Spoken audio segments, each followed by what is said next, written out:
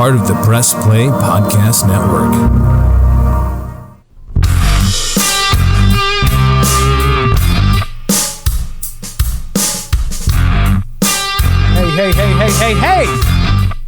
Hey, what's up? We are back again for another episode. You know what? I'm going to say the name of the episode before we get 4 minutes in this time. I appreciate that. This is the Ball Card Show, the sports podcast. For the Sports Collector. I'm Jason Otero. I'm Gary LeMaster. And as always, we are brought to you by the Press Play Podcast Network. I am wide awake right now. I was a little bit fuzzy until about 15 seconds ago. What happened? Well, we've got a new setup here at the old studio. And for the first time in a minute, I have headphones. Normally, Jason's controlling everything. He's got headphones. I just sit back and talk. Well, I've got headphones on, and that intro music just peeled my hair back. Yeah, dog. We don't play around with our intro music. Yeah, it's an introduction, not an exit. It's something. It definitely took my hair to a new place. The look on your face when I said that was dumbest crap I've heard you say all week. And I've heard a lot over the years. Oh, shoot. Well, you're not going to believe what we just ripped a bunch of. We did just rip a very small amount. Listeners, if you've heard us over the years, it's fun saying that over the years. Yeah. I have a lot more gray in my beard than I did when we started this show. I have about the same amount that I did. And one thing that we talked about is how much we hate unlicensed baseball products. But hear me out. When Gary snags a case, that was brought to you by Noodles and Company and Bud Light. When Gary grabs a new case of Don Russ hangers for about $3 a hanger, you got to rip a few. Yeah, we ripped 9 or 10 of them, and it was fun. Cool stuff. I mean, obviously. Cool stuff and neat stuff if you enjoy things that you like. Yes, and it's unlicensed, obviously. It's not investment grade stuff by any stretch of the imagination. However, when I'm in these hangers for about $3 a piece and every single one of them is spitting out $8 to $15 worth of stuff to sell, that's a big spin dust. That's a no-brainer. Tons of just cool 50-cent and dollar cards that fly out of boxes. If you want to know how rich we are, we ripped Don Russ. And right next to it, I've got about 4 huge bags of Goodwill stuff I'm going to sell for a profit. So we got that going for us. But let's jump right in here. What do you say, Gary? Let's make something happen. Yeah. A lot of cliches being thrown out today. You know, it is what it is. It's been weird. So hobby news-wise, we had about a 2 or 3 week window where it felt like every single day there was something crazy happening. Yep. And then in the last week, it's just kind of been, But there was one big story that hit. Which was? One of the largest and most well-known Instagram/Twitter/Facebook hobby watchdog accounts, card porn. Did you catch that? If you didn't catch all that and you've been in the hobby for more than 10 minutes on social media platforms, you are probably familiar with the card porn account. So, little history on card porn. It was kind of like the Caped Crusader. It was the vigilante, keeping an eye on and keeping everyone honest. Yes. If somebody was scamming, it was time to expose them. It didn't matter if it was just a local card shop or one of the biggest breakers on whatnot. They were going to call them out. And you would never know who was behind card porn because then they wouldn't be able to be vigilantes anymore. Well, it turns out there was another reason. Nobody knew who they were. Yeah, so if you're listening, you may not be super familiar with the game-used high-end memorabilia side of the hobby. It's a very niche part of the hobby, but it's big, big, big dollars. The dollars that get thrown around in that world dwarf the dollars that get thrown around in the card world. Mm-hmm. Why did you just look at me? I can't even use I was the checking word the dwarf. audio. I was checking the audio. I don't know what you're talking about. Okay. I mean, I didn't use it to reference. Now you're talking human. about something that I wasn't thinking about. Okay. Did you not get enough attention from it? A little I more did. shock value. You got canceled 3 times. I got 2 text messages saying Gary needs to calm down. I don't agree with that. I think I'm in perfectly a very level person most of the time. Anyhow, the dollars that get thrown in that around in that world are massive. So the big company that authenticates and photo matches to guarantee the authenticity and what games and so on and so forth that these items are used in is a company called Maigret. They've photo matched $2, $3, $4, $5 million items. Mm-hmm. So there was a jersey, a Michael Jordan game-worn jersey that was purchased at auction about 6 months ago for $27,000 or $28,000. That jersey showed up at the National. And there was some photos with it, and the person who had it took it to PSA to try to get them to authenticate it, and PSA declined. Then Maigret declined. Then, sounding a little fishy now. Yes. Well, then, here a couple of weeks ago, Maigret authenticated and photo matched it to games 5 and 6 of the 1996 Eastern Conference Finals.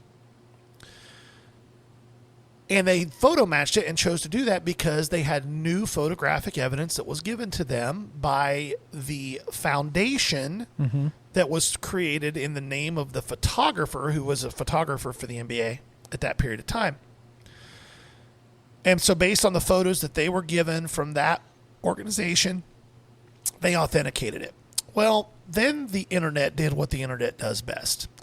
It sniffed out BS. Little bit of digging, and we discovered that the website for that foundation was set up about 3 weeks before these photos were sent to Maigret. That's just quite a coincidence.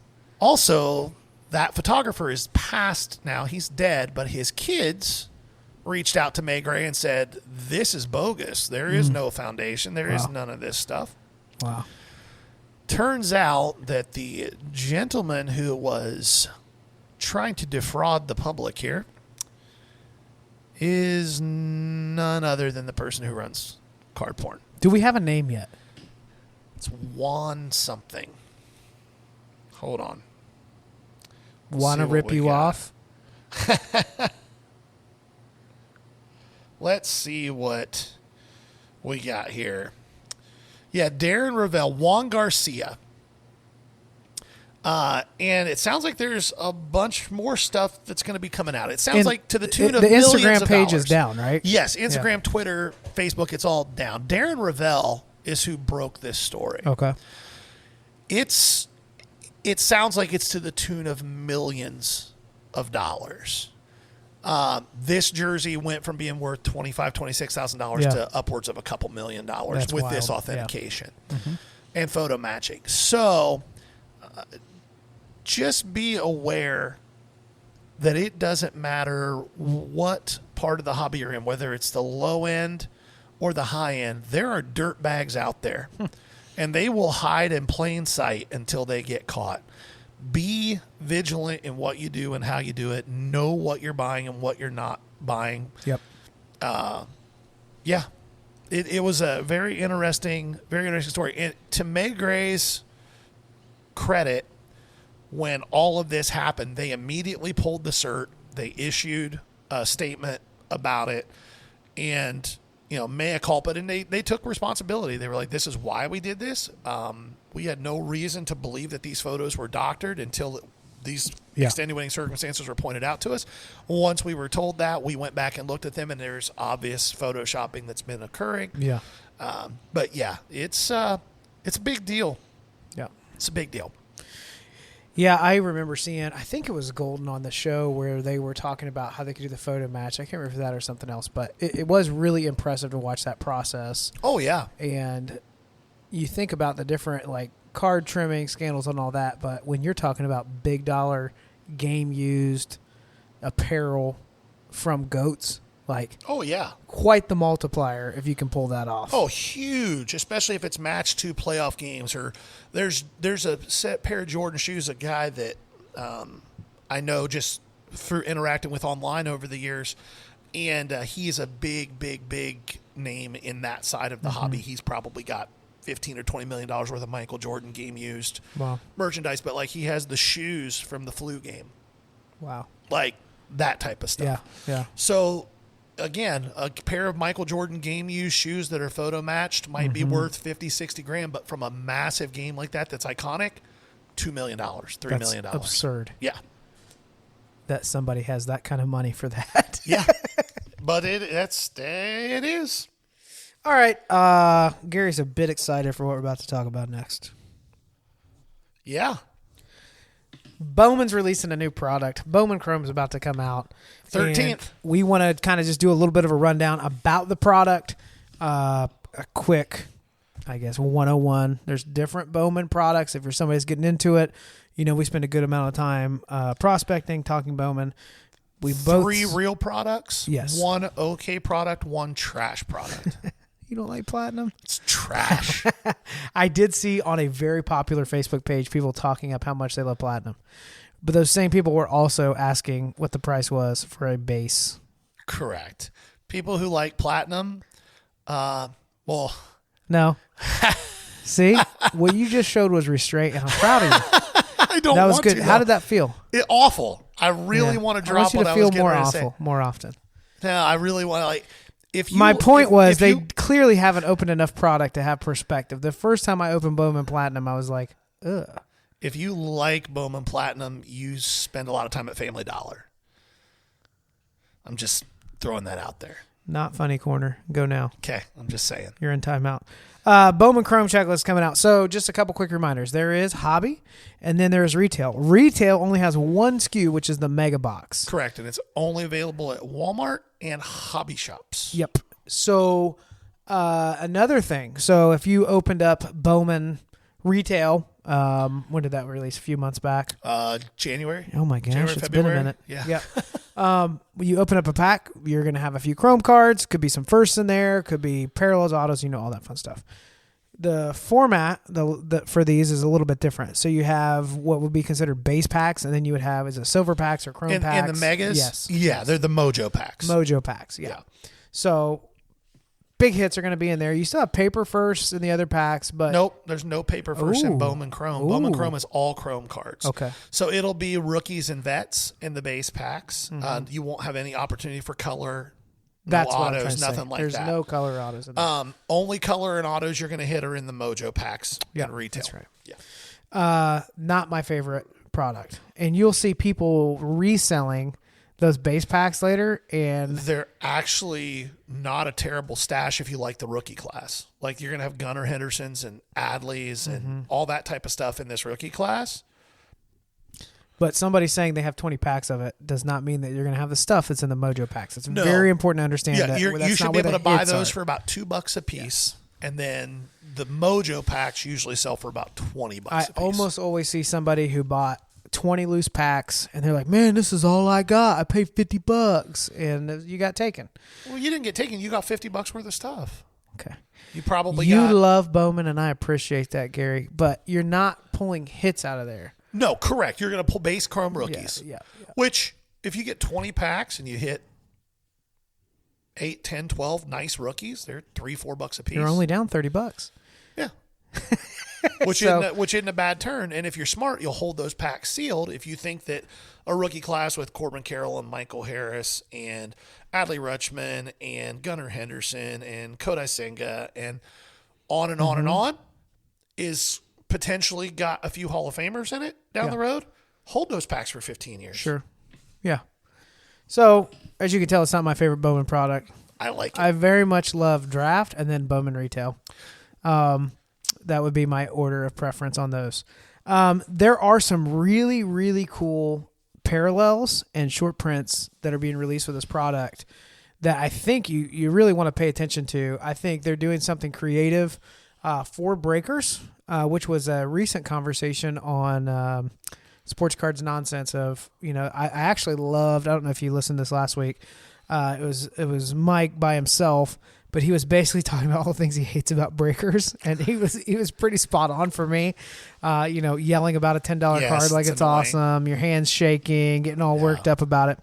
But one of the conversations was, what can fanatics or different distributors do or manufacturers do to allow the product to still have an impact for breakers? So some of these short prints, you were just showing me the Arizona Fall League has some nasty relics in it. Those are hobby only. Yep. There also, you were talking about retail SKUs. There are 2 hobby SKUs for Bowman Chrome. Okay. And a lot of people think that the 2 hobby SKUs are very similar to Topps Chrome hobby SKUs. They are not. Bowman has hobby boxes, Bowman Chrome, which will be 2 mini boxes in one master box. And then it has HTA. Oh, that's right. HTA in Topps Chrome is the jumbos. In Bowman Draft, it's the jumbos. In Bowman Chrome, the HTA box has 3 autos in it. Yep. But those are the only 3 cards in the box. Yep. There is nothing else. You're going to get 3 autos, and you're either going to do really well or you're going to get kicked in the dick. Those are your 2 options. The only options you have. Yeah. And if you don't have that anatomy, you're taking a grundle punch at that point. oh my gosh. Not a kick. No, punch. No, we're gentlemen. Right. Like that scene from, you ever seen that scene from It's Always Sunny in Philadelphia? Stop.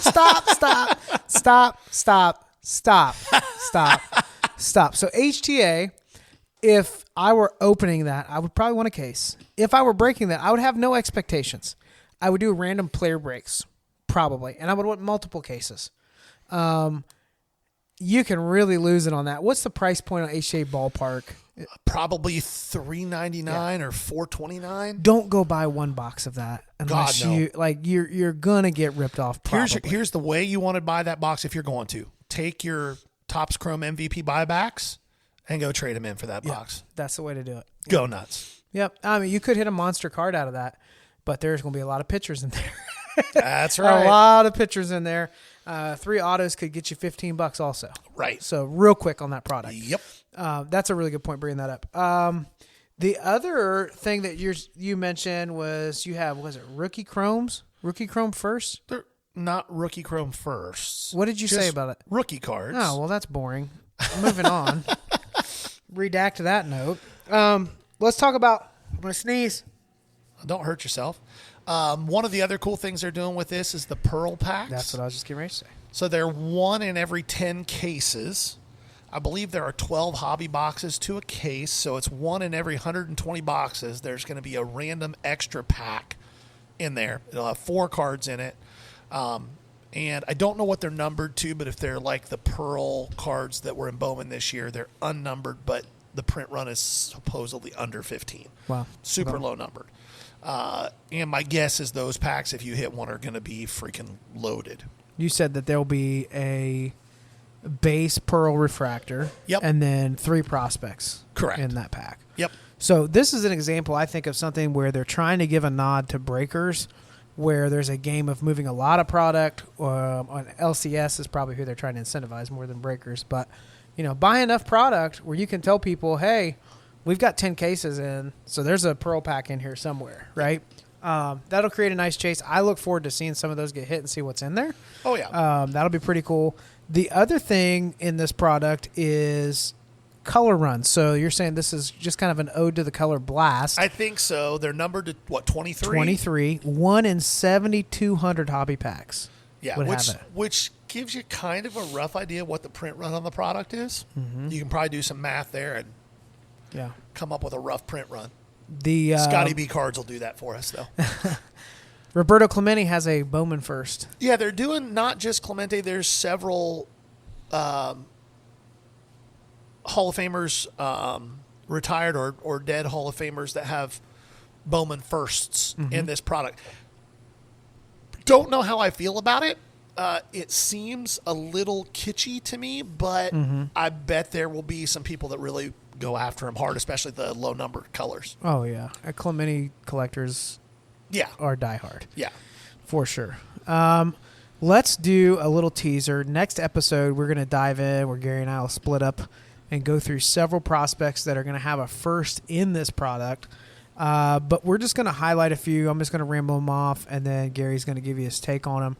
But I've got 1, 2, 3, 4, 5, 6 names and I practiced enunciation so that you can't roast me, but I will get it wrong. Yeah. Ethan Salas. You got that with one the Padres. Right. Big chase in the product. The Padres are going to be super expensive.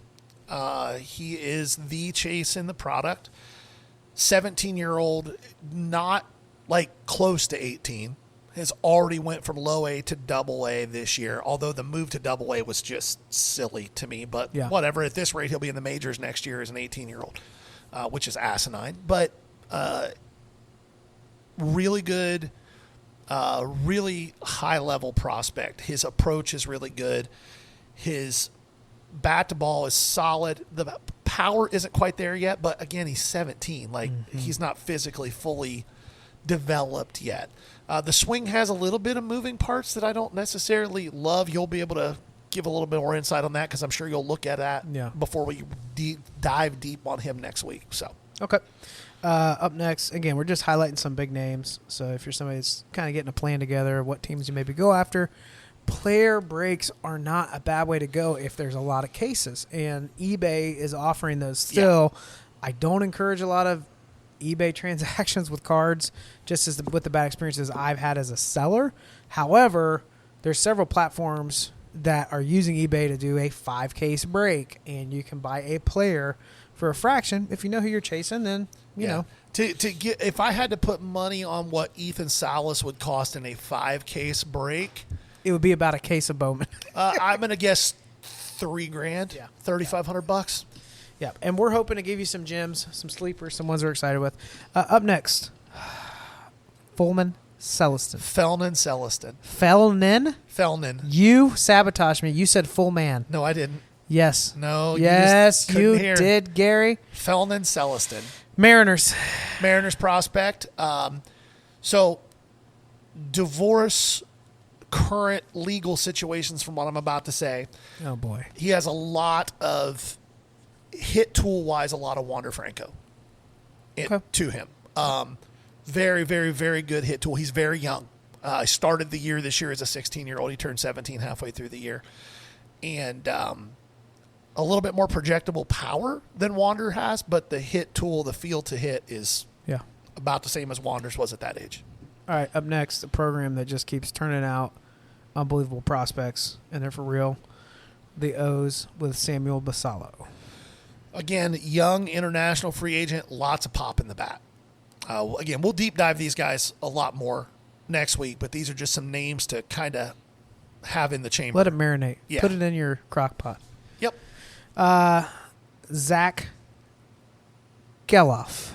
So Zach Geloff had his Bowman firsts in Bowman baseball this year, but there weren't any autos.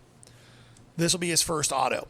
It's a question as to whether or not it will have the first emblem on it or whether it will just be an auto. That might be the nerdiest thing.